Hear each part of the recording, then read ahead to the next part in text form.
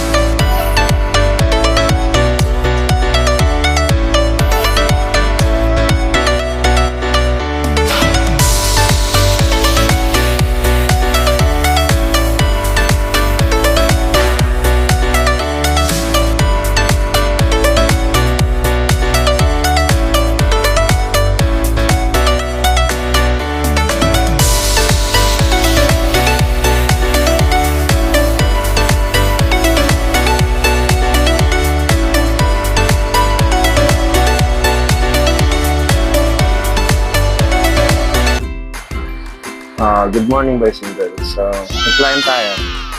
Papagupit siya. Tapos makita niya yung vlog natin. Kabalak niya magpakulay. Papakulay siya ngayon. So, kulayan natin. So, hello guys. Ayan, ginugupitan muna natin siya bago natin siya kulayan.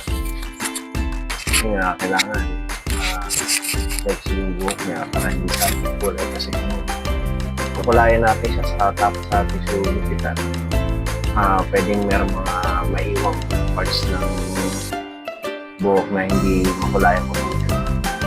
So, kung makikita niyo, nakita natin sa kilay kasi yung na-request ni boss, meron siyang guhit, dalawa tapos meron pa siyang guhit sa kilay. So yung client natin, si Boss Mike, matagal nang nag-schedule ng kulay sa atin. Pero hindi natin siya magawa dahil nga busy siya. So ngayon lang siya nagkaroon ng time na magpakulay kasi ngayon lang siya libre. Actually, yan yung araw ng merong bagyong Christine.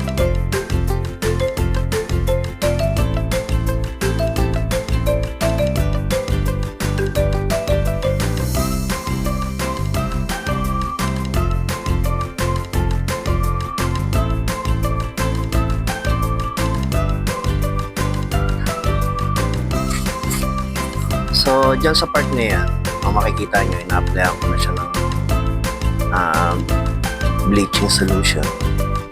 So, sinisigurado natin na malagyan natin lahat ng bleach yung buhok niya para at least kahit pa makuha natin yung tamang ng kulay at ma-wash out yung dark pigments ng buhok niya. So, yun ang kailangan.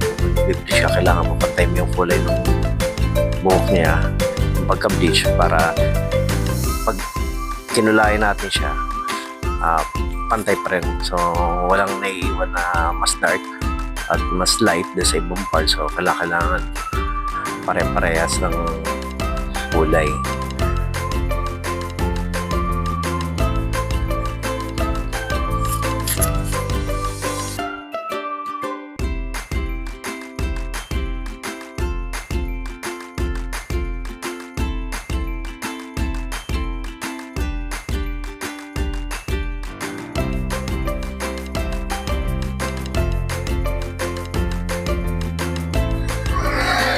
So ayan, sa part na yan, pinag-review na natin.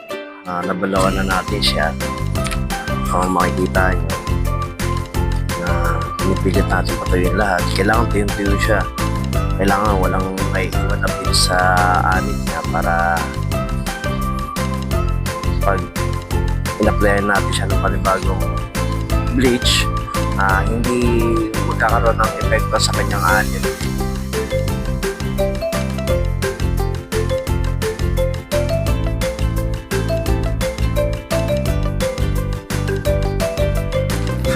At ayan, panibagong application ulit na bleaching product. So, ganun pa rin ang proseso. Kailangan pa rin dapat pantay-pantay para at least kahit pa paano ma-apply mo ng mabuti yung buhok niya. So, diyan kasi nakadepende yung magiging resulta ng kulay mo. Kailangan pantay yung pagka-bleach kasi pag hindi pantay yan, ang outcome niya, pag kinulayan, patsi-patsi yan. So, kailangan pare-parehas. Hindi makapal, hindi manipis, pero dapat sakto yung nakalagay mo ng naman.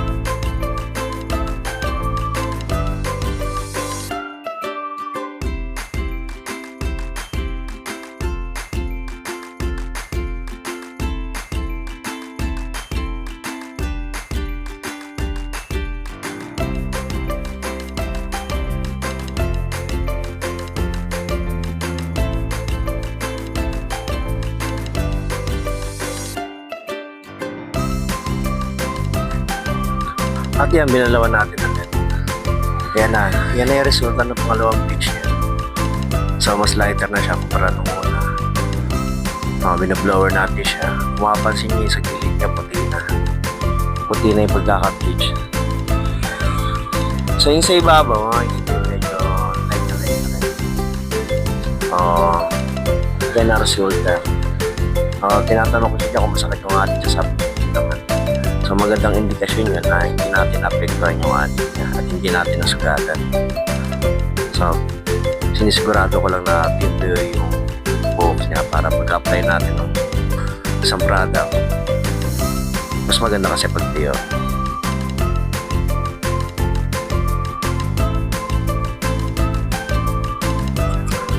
So ayan, pagkatapos natin siya patuyuin, apply na ulit natin siya ng panibagong product. So, ganun pa rin ang proseso. Kailangan lahat ng parts ng buhok malagyan. Walang maiiwan para at least yung kulay pantay-pantay. Ayan, makikita nyo. Pagkahagod ko ng kulay, sinusupply ko pa ulit para at least kahit paano lalong pumantay. Sinisigurado ko lang naman na walang lalampas kasi kumukulay din sa anit yan para pag binanlawan hindi masyadong kalat. Iniiwasan natin maging makalat yung pagkukulay.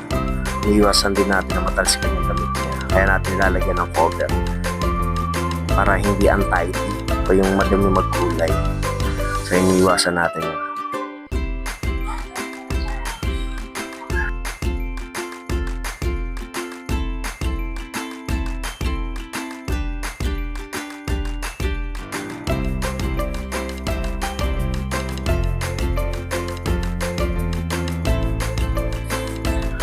At ayan, ito na yung moment of truth. Binalawan na natin siya.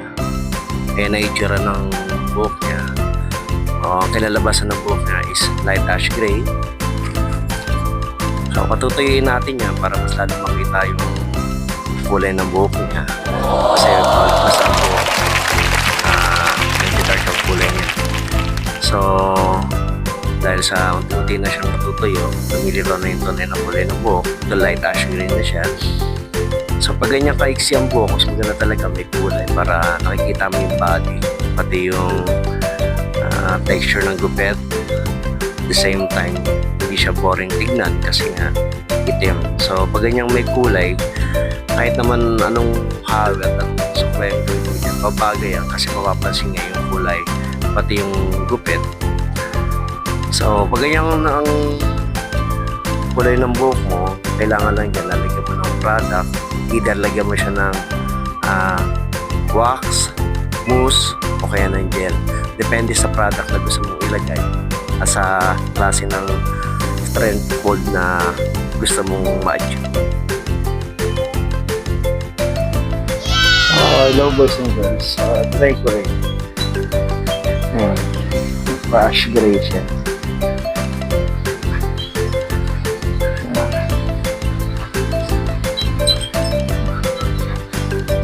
So, please like, share, and subscribe. Hit the notification bell for more videos. Bye-bye.